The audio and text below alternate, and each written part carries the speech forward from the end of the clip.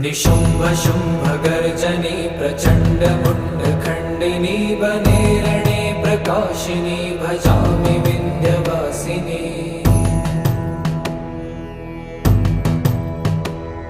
त्रिशूलमुण्डधारिणी धराविघातहारिणी गृहे गृहे निवासिनी भजामि विन्ध्यवासिनी।